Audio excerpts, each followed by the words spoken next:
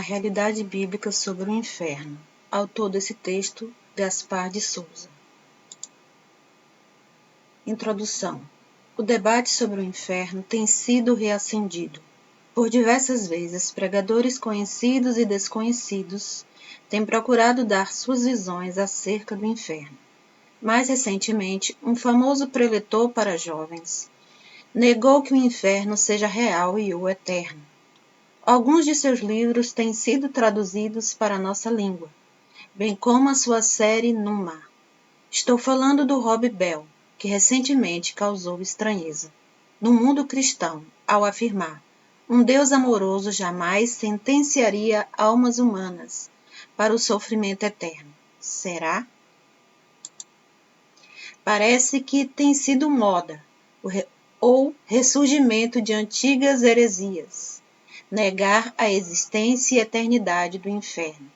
Tudo em nome de anunciar uma mensagem que transija com o bem-estar e principalmente com a filosofia pluralista e a pseudo-tolerância de nosso século, a fim de transmitir a imagem de pastores e pregadores contemporâneos, tolerantes e bona fide. Esses tais reformulam o amor de Deus, ensinando que um Deus de amor não lançará ninguém no inferno. Será contraditório um Deus de amor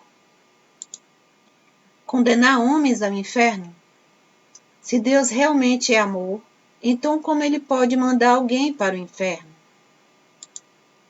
No texto que lemos, encontramos a seriedade com que Jesus alertou sobre esse terrível lugar. Jesus não disse que era um estado espírito, como querem alguns pregadores modernos e adocicados. Na verdade, nesta exposição temática, veremos o que a Escritura ensina sobre esse lugar terrível e algumas objeções levantadas por aqueles que negam o caráter eterno da punição. Rogamos a Deus que nos conceda cuidado, compaixão e, sobretudo, fidelidade ao pisar nesse terreno. Opções oferecidas para o destino final são bíblicas? Não parece ser uma boa opção alguém passar a eternidade em sofrimento. É isto que se deduz da palavra inferno e das expressões usadas por Jesus, tormento e sofrimento. No entanto, tem-se oferecido outras opções sobre o destino eterno dos homens. Quero avaliá-las nesse momento, pois elas respondem à pergunta: o que acontece conosco quando morremos? A seguir, nos voltaremos para o texto bíblico em exame. São elas: reencarnação. Tem sido a visão mais popular. Os que ensinam essa concepção nos dizem que temos múltiplas e sucessivas vidas. No túmulo de Allan Kardec tem o seguinte lema: nascer, morrer, renascer e progredir sempre. Esta é a lei. A Escritura não ensina a reencarnação. Antes, ela diz: aos homens está ordenado morrerem uma vez, depois disto o juízo. Hebreus 9, versículo 27. Materialista, naturalista. Esse grupo, embora menor, tem forte expressão. Eles nos dizem que não temos alma, que somos apenas corpo e que ao morrer deixamos de existir. Tomando as Escrituras como autoritativa, encontramos o Senhor Jesus dizendo: e não temais os que matam o corpo e não podem matar a alma. Temei antes aquele que pode fazer perecer no inferno a alma e o corpo. Mateus 10, versículo 28. Universalistas. Alguns contemporâneos têm adotado essa visão, entre eles o próprio Rob Bell. É também a teoria exposta no livro A Cabana, William P. Young, editora Sextante, 2008. Eles ensinam que no final, todos que estão no inferno serão salvos e o inferno esvaziado. Por pensarem que todas as religiões conduzem a Deus, entendem então que todas as pessoas serão salvas. Porém, não é isso que Jesus Cristo ensinou. Na verdade, a própria morte de Jesus é sinal de que apenas alguns serão salvos. Mateus, capítulo 20, 2:8, Marcos, capítulo 10, versículo 45. Também disse Isaías, ecoado em Paulo. Também Isaías clama acerca de Israel. Ainda que o número dos filhos de Israel seja como a areia do mar, o remanescente é que será salvo. Romanos, capítulo 9, versículo 27. Purgatório. Esta é a doutrina esposada pelo catolicismo romano. De fato, a não ser no livro apócrifo de 2 Macabeus, capítulo 12, versículo 46, as escrituras não reconhecem tal doutrina. O que ela ensina, ouçamos o que diz o catecismo católico. Os que morrem na graça e na amizade de Deus, mas não estão completamente purificados, embora tenham garantida a sua salvação eterna, passam, após a sua morte, por uma purificação, a fim de obterem a santidade necessária para entrarem na alegria do céu. Aniquilacionismo é a crença de que os incrédulos não irão sofrer eternamente no inferno, mas que após algum tempo serão extintos e deixarão de existir. Embora homens de Deus, como John Stott, tenham crido nesta doutrina, à luz das Escrituras e da história da Igreja, como registrada nas Confissões, a posição cristã tem sido de que os ímpios sofrerão eternamente no inferno. Ouça o que diz a Escritura. E o diabo que os enganava foi lançado no lago de fogo e enxofre, onde está a besta e o falso profeta. E de dia e de noite serão atormentados para todo sempre. Apocalipse 20, versículo 10. O ensino bíblico sobre o inferno. Por 3 vezes no texto, Jesus adverte os discípulos: melhor é para ti entrares na vida, reino de Deus, aleijado, coxo e cego, do que ires para o inferno. Versículo 43, 45, 47. A cada advertência, Jesus também acrescenta algo sobre o inferno, para o fogo que nunca se apaga, ao meio da revista atualizada, inextinguível, 2 vezes, seguida de outro qualificativo, onde seu bicho não morre. Que descrição terrível, vindo da doce voz do Senhor. Precisamos lembrar que os discípulos não se impressionaram com a descrição, porque, embora fosse uma nova revelação no ministério de Jesus, a descrição já era conhecida pelos discípulos na leitura dos profetas. E sairão os eleitos, e verão os cadáveres dos homens que prevaricaram contra mim, porque o seu verme nunca morrerá, nem o seu fogo nunca se apagará, e será um horror a toda a carne. Isaías, capítulo 66, versículo 24. Diante das palavras de Jesus, e agora considerando o todo da revelação bíblica, vejamos qual é o ensino bíblico sobre esse lugar.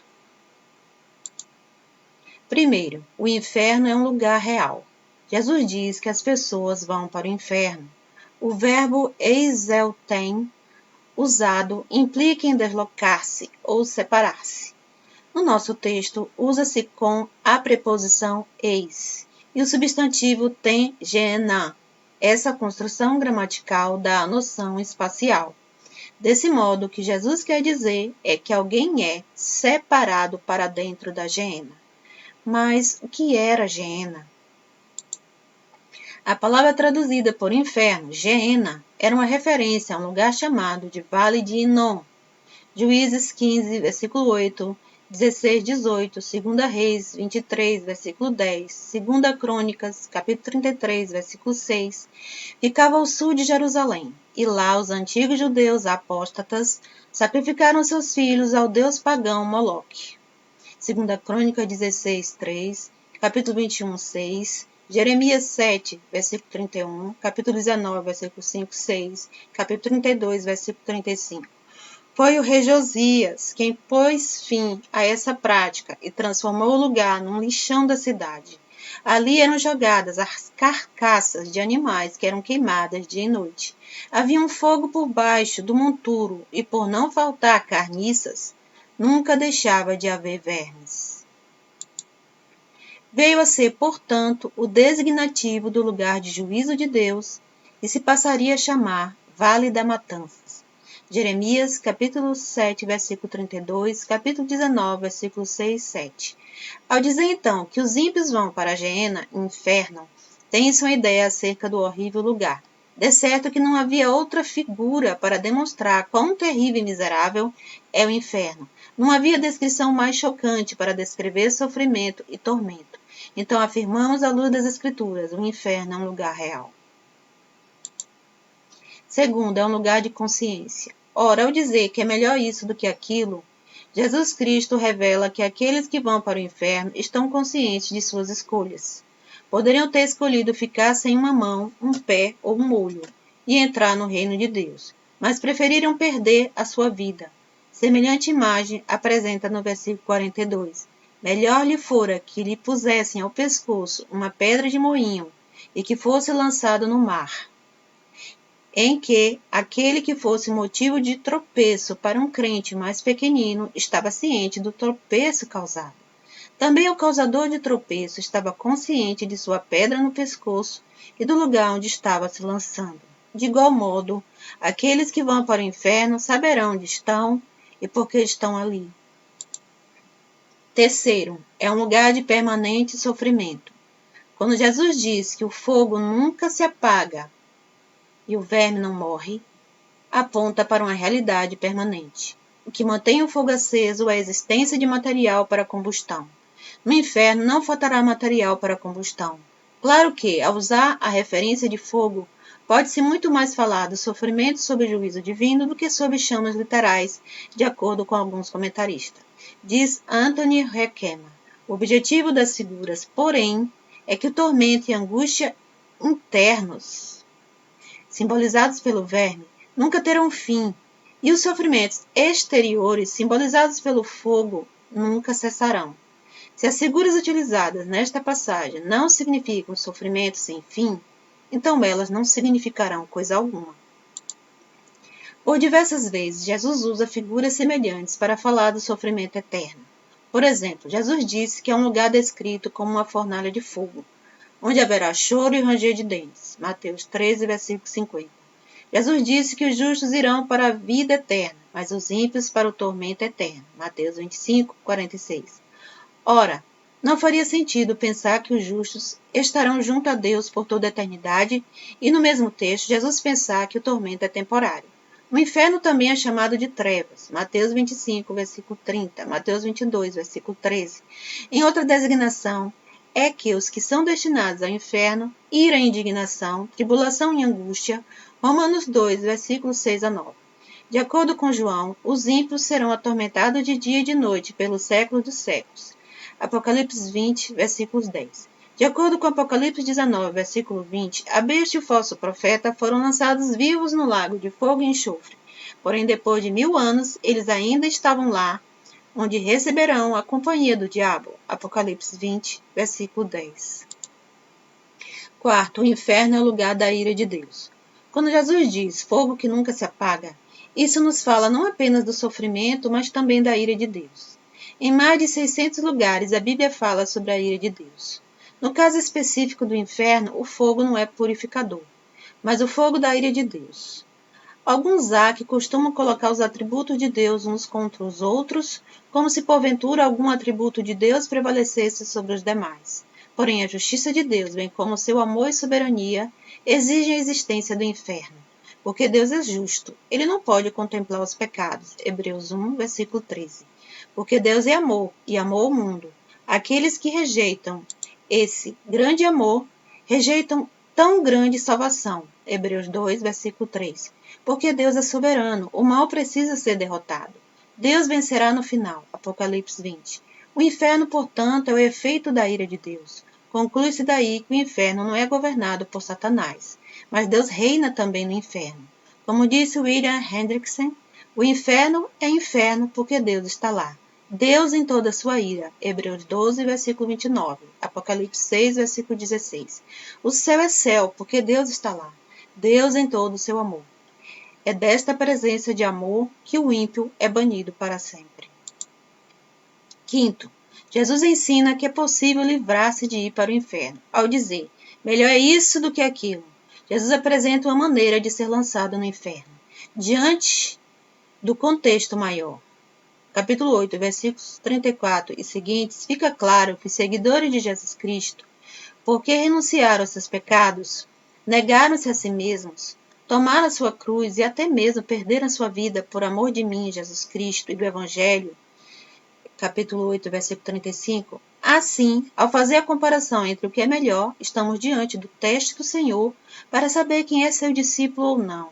Aqueles que não renunciam aos seus pecados, aqui, terão de sofrer com eles longe da glória de Deus, em eterno sofrimento. Jesus apresentou o preço a se evitar. Outra coisa, por 2 vezes Jesus diz, entrade na vida, versículos 43 e 45. E uma vez diz, entrares o reino de Deus. Ficamos sabendo pelo interlocutor João que ninguém pode ver o reino de Deus se não nascer de novo. Evangelho de João, capítulo 3, versículo 7. Por novo nascimento, o cristianismo ensina a ser a alegria sincera em Deus, por Cristo, e o forte desejo de viver conforme a vontade de Deus em todas as boas obras. Isaías 57, versículo 15. Romanos 5, versículos 1 e 2. Romanos 14, versículo 17. Romanos 6, versículos 10 e 11. Gálatas, capítulo 2, versículo 19 e 20. Catecismo de Heidelberg, página 90. O próprio Jesus reconheceu que o inferno não foi preparado primeiramente para o homem, mas para o diabo e seus anjos. Mateus 25, versículo 41. E para livrar o homem de ir para o inferno. Deus amou o mundo de tal maneira que deu seu Filho unigênito, para que todo aquele que nele crê não pereça, mas tenha vida eterna. João 3, versículo 16. Porém, por que o homem permanece indiferente a Jesus Cristo, ou seja, não crê no Filho? Então não verá vida, mas a ira de Deus sobre ele permanece. Evangelho de João, capítulo 3, versículo 36. E então? Existem temas nas Escrituras que são dolorosos. Falar sobre o inferno é um desses temas. Porém, a doutrina sobre o inferno é parte da teologia bíblica, e como prova disso, o Senhor Jesus e seus apóstolos a ensinaram repetidamente. Como disse o bispo John Riley, não há misericórdia alguma em ocultar dos homens o assunto a respeito do inferno. Por mais temível e tremendo que seja o inferno, ele deve ser uma realidade fortemente inculcada sobre todos, como uma das grandiosas verdades do cristianismo. O apóstolo João, no livro de Apocalipse, com frequência descreveu: os servos de Deus hoje não devem sentir-se envergonhados de confessar sua crença nesse assunto. Se não houvesse ilimitada misericórdia em Cristo para todos aqueles que nele creem, bem poderíamos nos esquivar desse temível tópico. 1994, página 119. Não pensem que é fácil falar sobre os milhões que passarão a eternidade no lago de fogo. Alguns amigos até acham minha posição meio dantesca, e por isso medieval. No entanto, minha tarefa como ministro do Evangelho é falar a verdade, seguir os passos do Mestre. Mesmo que eu expor essa doutrina, alguns se sintam incomodados com ela. Muitos estão a passos largos no caminho do inferno, caminhando sob um grande abismo, que não se abre para engolir alguns dos tais, tal como engoliu o vivo a Datã, Coré e Abirão. Números, capítulo 16, versículos 30 a 33. Por causa das muitas misericórdias de Deus, desse mesmo Deus, que eles provocam a sua ira. Muitos ainda amam seus pecados e, de forma enganosa, acreditam que podem desfrutar da eternidade com Deus sem seus pecados serem perdoados. Qual não será a surpresa de muitos ao perceberem que estão debaixo da ira de Deus, simplesmente porque relutam em amar a Deus? Não é amor aos amigos e inimigos, senão se anunciar o perigo que estão correndo. Talvez seja preciso que alguns precisem sentir o fogo do abismo queimando sob seus pés. Dirijo-me àqueles que ainda não despertaram para a conversão e para o perigo que estão correndo. O inferno é para todos que não estão em Cristo, hão de suportar o peso da ira de Deus. Foi João quem disse que Deus mesmo pelejará contra os que não se converteram ou que pensam que são convertidos. O Senhor disse: eu sozinho pisei no lagar, e dos povos ninguém houve comigo. E os pisei na minha ira, e os esmaguei no meu furor. E o seu sangue salpicou as minhas vestes, e manchei toda a minha vestidura. Isaías 63, 3. Outra vez João, o discípulo do amor, viu a cena terrível, e da sua boca saía uma aguda espada, para ferir com ela as nações. E eles regerá com vara de ferro, e ele mesmo é o que pisa o lagar do vinho do furor e da ira do Deus Todo-Poderoso. Apocalipse 19, versículo 15. Não há nada entre eles e o inferno, a não ser a misericórdia de Deus. Mas lembrem-se, ele está irado, e quem pode lhe impedir de agir contra os seus pecados? Alguns supõem equivocadamente que está tudo bem com eles porque têm saúde, prosperidade, alegria, vão à igreja e desfrutam das bênçãos comuns de Deus. Mas isso não é garantia de que serão livres do inferno. A única garantia encontra-se no Cordeiro de Deus, que sofreu a ira de Deus pelos homens. Se isso não é amor de Deus, entregar o seu Filho por pecadores, não sabemos então o que é amor. Estou a par de que essa mensagem não é popular. Sei também que alguns encontrarão pessoas que procurarão lhes dissuadir da realidade do inferno. Mas porque a cruz e todo o sofrimento de Jesus, a não ser que haja um inferno, a morte de Cristo perde seu significado eterno, a não ser que haja uma separação de Deus, da qual as pessoas precisam ser salvas. Não pense, também, que o inferno é apenas uma ameaça e não a realidade. Se assim o fosse, Deus seria mentiroso. Deus não usa mentiras para atrair aos homens. Como disse, essa não é uma mensagem popular, mas ela é verdadeira porque a Bíblia é verdadeira. Porque Jesus Cristo é verdadeiro e não pode mentir. Seja Deus verdadeiro e os homens mentirosos. Romanos 3, versículo 3. Meus amigos, a visão que temos de nossos pecados não é um mínimo daquilo que Deus vê em nós. Certa vez, o pregador Jonathan Edwards, amparado numa visão estritamente bíblica, nos deu um quadro dos pecados dos homens. Vossas iniquidades os fazem pesados como chumbo, pendentes para baixo, pressionados em direção ao inferno pelo próprio peso. E se Deus permitisse que caíssem, vocês afundariam imediatamente, desceriam com a maior rapidez, mergulhariam nesse abismo sem fundo. Vossa saúde, vossos cuidados e prudência, vossos melhores planos, toda a vossa retidão, de nada valeriam para sustentar-vos e conservar-vos fora do inferno. Seria como tentar segurar uma avalanche de pedras com uma teia de aranha. Se não fosse a misericórdia de Deus, a terra não suportaria vocês por um só momento, pois são uma carga para ela. A natureza geme por causa de vocês. A criação foi obrigada a se sujeitar à escravidão, involuntariamente, por causa da vossa corrupção. Não é com prazer que o sol brilha sobre vocês, para que sua luz os alumie para pecarem e servirem a Satanás. A terra não produz de bom grado seus frutos para satisfazer vossa luxúria, nem está disposta a servir de palco a exibição de vossas iniquidades. Não é voluntariamente que o ar alimenta vossos corpos, mantendo viva a chama dos vossos corpos, enquanto vocês gastam a vida servindo os inimigos de Deus. As coisas criadas por Deus são boas e foram feitas para o homem, por meio delas, servisse ao Senhor. Não é com prazer que prestam serviço a outros propósitos, e gemem quando são ultrajadas ao servirem objetivos tão contrários à sua finalidade e natureza. E a própria terra vomitaria vocês se não fosse a mão soberana daquele a quem vocês tanto têm ofendido. Eis aí as nuvens negras da ira de Deus, pairando agora sobre as vossas cabeças, carregadas por uma tempestade ameaçadora, cheia de trovões. Não fosse a mão restringidora do Senhor, elas arrebentariam imediatamente sobre vocês. A misericórdia soberana de Deus, por enquanto, refreia esse vento impetuoso. Do contrário, ele sobreviria com fúria. Vossa destruição ocorreria repentinamente, e vocês seriam como palha dispersada pelo vento. Portanto, Deus está exortando-lhes em nome de Cristo, por essa palavra, rogando-lhes que se reconciliem com Deus. 2 Coríntios 5, versículos 11 a 20. Não há muitas opções, é estar em Cristo ou longe dele, é céu ou inferno.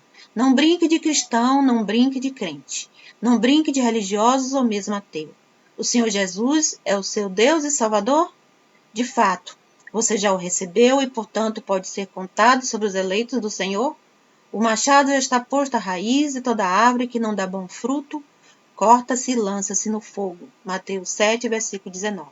Disse o Senhor Jesus: onde estão os frutos? O Senhor ainda disse: se alguém não estiver em mim, será lançado fora como a vara e secará. E os colhem e lançam no fogo e ardem. João 15, versículo 6. Se isso não for uma realidade em sua vida, então a ira de Deus permanece sobre você e você será lançado no inferno, no lugar que foi criado para o diabo e seus anjos. Rejeitando a presença de Deus, Você estará em companhia do diabo e seus anjos. Fuja para os braços misericordiosos do Senhor Jesus enquanto é tempo. Autor desse texto, Gaspar de Souza, professor de Teologia Exegética e Apologética no Seminário Presbiteriano do Norte, professor visitante no Seminário Martin Bucer, São José dos Campos, São Paulo, na Escola Teológica Charles Spurgeon, Fortaleza, Ceará. Mestrando em Teologia Filosófica com especialização em Exegese Bíblica. Pastor efetivo da Igreja Presbiteriana dos Guararapes, Jabotão dos Guararapes, Pernambuco. É do site teologiabrasileira.com.br.